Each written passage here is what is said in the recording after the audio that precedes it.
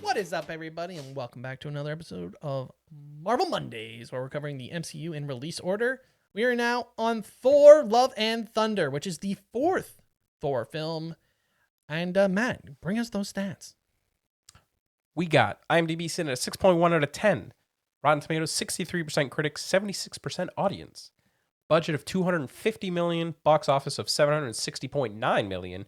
Studio is Marvel. Director was Taika Waititi. Who did the third film. Yes. And release date was July 8th, 2022. Now, Connor, before we get into this, would you have thought that the first MCU character to get 4 movies... Is he the first to get 4? Outside of the Avengers movies. Yeah. Would you think that Thor would be the first one to get 4 movies? And technically the only one still, because Captain America Chris Evans. technically becomes a new character, but technically Thor is the only character to get 4 movies. It did seem like for the most part we were going the trilogy route, so I am a bit surprised to see Thor get 4th. It seems more because I think Chris Hemsworth just likes being Thor. I think he loves it, yeah. It felt like Chris Evans, not that he was tired of it makes it feel like he doesn't appreciate what he had. I just think he wanted to try other ready stuff. To move on. Yeah, he wanted to do new things. He's been doing it a long time. Yeah. He's like, hey, I want to try something different. Where Chris Hemsworth was like, yeah, I love being Thor. Do it. So not surprised to have him continue being Thor, but I'm surprised Thor ended up being the first one to get 4 films, especially since we haven't been exactly the highest raters of all of the Thor films. Yeah, that's what I find peculiar too, where you're thinking about it and you're like, it's wild that this is getting a 4th one. But to be fair, I mean, the 3rd one did really well. We are going to be getting a Spider-Man 4th getting a Spider-Man one. 4. We technically have a 4th Captain America film. Technically speaking. But yeah, let's jump into it. The plot. So this one revolves around the God Butcher being the villain, who is played by Christian Bale. And he does a fantastic job. Stellar job. So we open up with the introduction of the God Butcher, kind of how his origin is. It's very simple. Basically, his daughter dies, or while his daughter's dying, he ends up finding his god that he prays to, and the god basically just treats him like absolute crap. And his daughter dies because of, I don't want to say because of the god, but the god does not help in any way. And very conveniently, the Necro Sword just so happens to be there, which is a sword for killing gods, and it corrupts the user into wanting to kill more gods. Yep. But at this point, he already wants to kill. So it just worked. And he uses his sword and kills his god, and then he becomes the God Butcher. Epic. And he's going off and killing gods. Yep. You got time. Meanwhile, on a distant planet far away. Meanwhile, we have the Should I jump into the Guardians first? Yeah, I'll jump in. The Guardians of the Galaxy and Thor are together for a scene, and then they leave. Because the Guardians are going to go do Guardians things, looking for Gamora. Yep. And Thor's like, oh, that's my friend. And on the screen there. That's Lady Sif. And I got to go help her. And they're like, oh, you go do that and we'll go do our own thing. And he's like, okay, great plan. And there's a little fun scene of that. I feel like the chemistry between him and the Guardians is fun. Especially with him and Chris Pratt. Like, they have pretty good chemistry of bouncing off one another when they're playing Star-Lord, and Thor's kind of both being the alpha. It's fun. And then they go off, and that's also when we get the goats. Yep. And then we have the return of Mjolnir, which is we see Dr. Jane Foster, who appears to have cancer and is stage 4 cancer at that. Yep. And while still wanting to do her own research for work, because she's kind of a workaholic, she ends up having Mjolnir speak to her, and she ends up going to New Asgard and ends up getting the powers of the mighty Thor, which at the time when this came out was really interesting, because in the comics, we just recently had the mighty Thor storyline. We just wrapped her story up, yeah. So that was kind of a fun to see something so recent. Even Gore the God Butcher, I think, was relatively new. So it's cool to see recent things be put on the big screen for the character. Obviously, from the comics, I feel like the Mighty Thor storyline as to why she's carrying Mjolnir is a little bit more heavy because of why Thor is no longer worthy from with Nick Fury and the original sin and all. That's a little bit more epic, I think, as a story, but it is still cool to see her take on the Thor persona, and it's revealed to Thor. I'm just gonna call her Jane. Yeah. And Thor goes to fight to save New Asgard as they're under attack, and then it's revealed that there's another Thor, and it's Mjolnir's back to life. Yeah. And he's like, "What the heck's going on here?" And then it's revealed that it's Jane. Very interesting. During this time, the kids are taken by the God Butcher, basically as bait. They end up traveling to the Shadow Realm. It's bait, man. Bait. To get Stormbreaker, because it turns out Stormbreaker is the key. Is the Biofrost? Is that what it is? Somehow it's the key to getting to eternity, which is the center of the universe, where you get a special wish by eternity themselves, who is like the God of Gods, the or God, something? the God of eternity. Thanks for really narrowing that down for us. And then we have the final fight at Eternity, where the kids are saved. In Eternity, at Eternity, I don't know. With it, couldn't tell you. And the kids are saved, and then we are in. I guess we're fighting at near eternity, and then we're we go in eternity, where it's more of like a Taka no Jitsu kind of thing going on. And then we have Love and Thunder, because we have the rebirth of Gore's child. Yes. Who is now the powers of Eternity. Yes. I think. Kind of. I think that's how it's supposed to describe.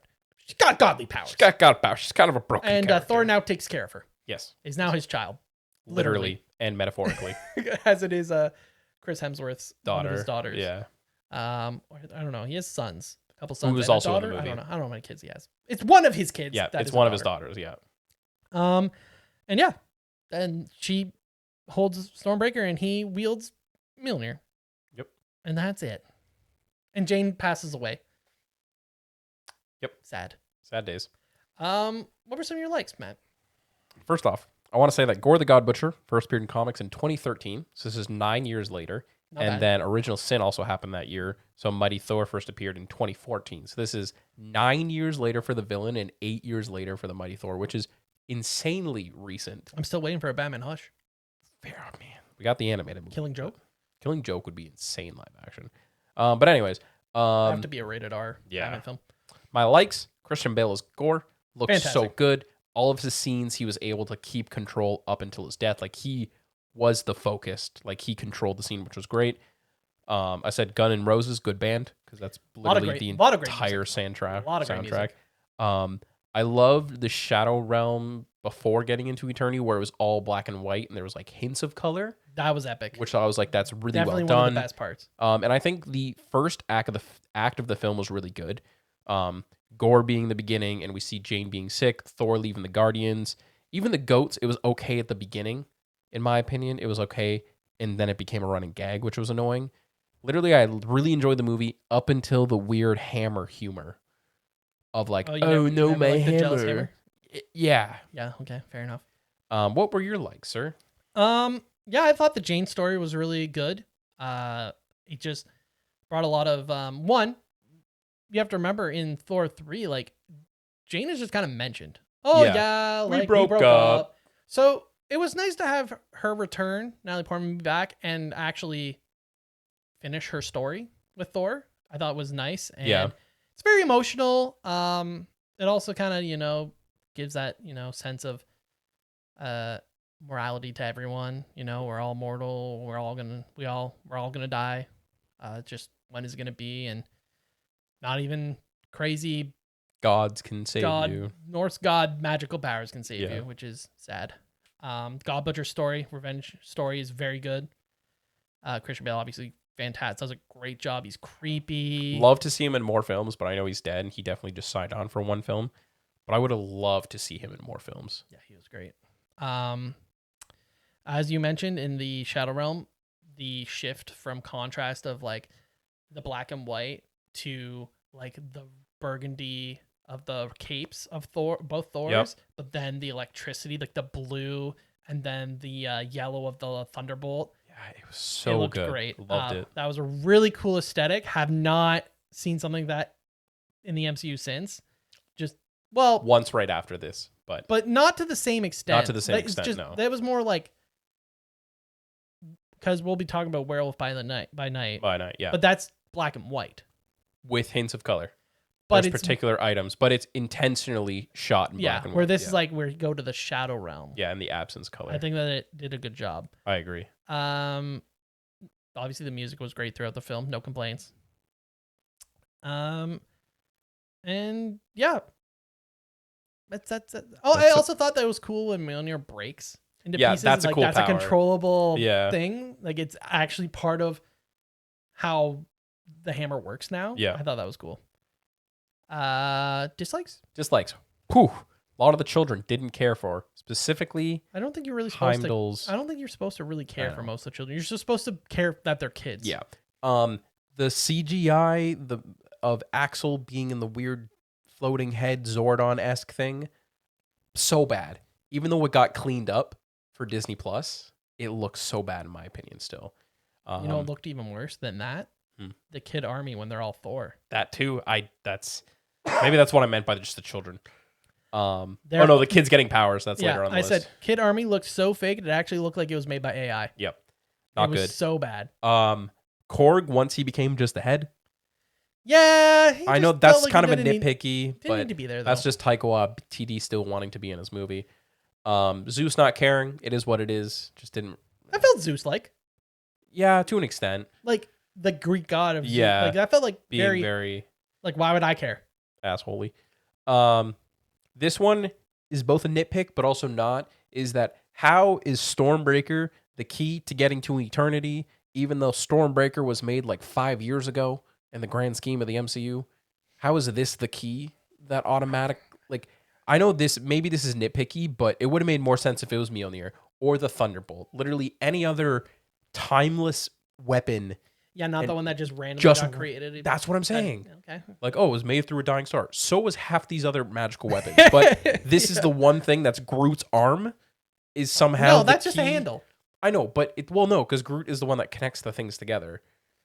And then his arm but I'm just being extreme here. But at the same time, it's like, how is this weapon that was made 5 years ago the key to what is getting to eternity? Especially since it needs other things to help it focus to even travel itself. Yeah. It just that I had cringe humor. Yep. Too much cringe humor. I think they were trying to ride that Guardians of the Galaxy line, and it just didn't work for this film. I don't even know if that's it. They were trying to get the repeat success of Thor 3. To be fair, Taika Waititi does say in an interview that if he knew he was getting a fourth film, he wouldn't have put all of his good jokes in the third one. Because the third one, we did rewatch, and it's not bad. Yeah. And it does take Thor a lot less serious, but it's almost kind of in a fun way, where this one is like, we're almost way too far now, where Thor is almost digressed as a character and doesn't even make sense anymore as what he's like. Do you have that in a nitpick of like, I'm unsure if Thor really got any character development outside of losing weight. He really didn't. And then in the last 5 minutes, he decides he's strong enough to take care of a child, but has hammer issues. Yeah, so cringe humor. Also, since it's such a dark film, with like the God Butcher being a little bit of a darker villain, the killing of gods, the whole cancer thing with Jane, it just felt like it really took you out of the film. Yeah, I agree. It just wasn't necessary. Like, I actually think if you rewrite the script, take out a lot of the cringe humor and just replace it with a certain, maybe like lengthening some more of the arcs for certain characters. Yeah. That it's actually just a really solid film. I agree. I think like I was shocked. I was like generally like, wow, this actually could have been a really moving, strong, powerful Thor film. Then the comedy took over. Too much. Yeah. Just too much. I think the comedy in the first act was good, but I think as soon as Gore and Thor actually like cross paths, that's when it should just more of a shifted serious tone. I even don't love some of the stuff. I like the stuff with the Guardians is fine. Yeah. Because it's something that's been established. Yeah, exactly. The Thor not caring about destroying the one alien people's synagogue. Yeah. Yeah, the temple. That whatever. was like that felt a bit un-Thor-like. Yeah, out of character. Then yeah, the whole jealous hammer stuff. The jealous hammer thing is what really knocks the movie down for me. The weirdness around Jane and being like, "Oh yeah, like we're good." Well, Yeah, we're so good. You're not good. Uncomfortable with the goats. Just yeah. Also, I did find that with how much it's hyped up and him traveling with the Guardians, etc., that we would have gotten a little bit more of them, to be honest. I would have loved a TV special or just have the film more Guardians done with it together. Yeah, move Gore the God Butcher to a different film and just name the movie as Guardians of the Galaxy. Yeah, like an actual film with them. Yeah. Because it kind of just was like, oh yeah, we need to explain why they're not together. Yeah, let's just this is why. cut them out. Yeah, they went on their own journey, I guess. So I didn't love that. As I mentioned, I felt like Thor's moving backwards, or not even backwards, diagonally backwards. Yeah, because we first see him in Thor 1, and he's like, another one, and very like Shakespearean. And then he becomes selfish. And then we see him in Thor Ragnarok. He's very selfless, trying to protect his people. Then he gets fat in Endgame and becomes a very passive aggressive. Well, and he's depressed because he's depressed. He feels like he's failed everyone. Yeah, but then it just universe. keeps getting worse, and then to the point he just doesn't care. Yeah, and it kind of ruins just didn't it. like it. I think that Bale was one of the best parts of the film, and I felt like we could have had more. Yes, that's more of a nitpicky, but I felt like I would have loved more. If you know that he's only gonna be there for one film, and he's use that A-list actor, use him. Yeah, right. Like he was great. And then, as mentioned before, Kid Army was really bad, like really bad. Favorite moments? Obviously the Shadow Realm, but more importantly, Gore talking to the children of just like, look at this lizard. He loves having his head cut off. Talking about like Thor's stories, and then he's like, "You liked it when he was cutting people's heads off." Yeah, and you're like, "Whoa, dude." I had Shadow Realm as well, and then as mentioned, like I kind of liked the way that they worked with Broken Mjolnir. I thought it was kind of cool. But that was it for favorites. Yeah. Importance to the overall story of the MCU. Mjolnir is back, and Thor has a daughter. Thor no longer with the Guardians. Yep. Yep. We have the introduction of, I'm just gonna say, Eternity. Yeah. Gore's resurrected daughter. Ergo making Father Thor. Introduction to vast amount of gods. Yep. Mostly, obviously, heavily on Zeus. Yep. And I guess the Greek gods we can just say as a whole. Valhalla is real. Yes, as in the post-credit scene. And as you mentioned, Mjolnir is back. Yes. Easter eggs. In Eternity, we see statues of the Watcher and the Living Tribunal, which have been Easter eggs / seen in What If and Loki and throughout the MCU in general. Name drop of the mighty Thor, which we talked about already. Mm-hmm. Thor's fake daughter is his real daughter in real life. Thor's son also briefly plays Thor in the running montage at the beginning. Oh, okay. Cool. His son plays teenage Thor. Easter egg, we see the return of Matt Damon. Yeah. Frickin' Melissa McCarthy. The other Hemsworth brother, I can't remember his name. Yep. Luke? I think it's so. Luke, yeah, because Liam, yeah, whatever. And then Daryl is also in this film. He is the like tour guide in New Asgard. Daryl is in those short films we see during Civil War of like Team Thor and whatever, of where Thor's been chilling and he has a roommate, and that's Daryl. Very nice. Post-credit scenes, we've already mentioned one, but Jane gets into Valhalla. And we see Heimdall. Yeah, and he's like, "You're welcome," blah blah blah, which is kind of cool. It's cool to see. And then we see Zeus is alive, which I felt like I never thought he was dead. Yeah, they're not gonna kill the almighty god. And he is sending his son Hercules, whichever way you like to say it. Whichever you want to say it. Depends if you're Greek or Roman. But he's sending Hercules to supposedly get Thor. Yeah. Revenge. Supposedly. I can't remember the actor's name, but he's the dude from Ted Lasso. Yeah, Ted Lasso. Yeah, that's the only thing I know him from. But yeah, that was Thor and Love. What would you give it out of 10? Thinking 6.5. I liked it a little bit more than Doctor Strange. 6.5, just because I did like it more than Doctor Strange. But yeah, but for different reasons. The cringe humor's so bad. Yeah, to me it's like a 6.5, almost a 7.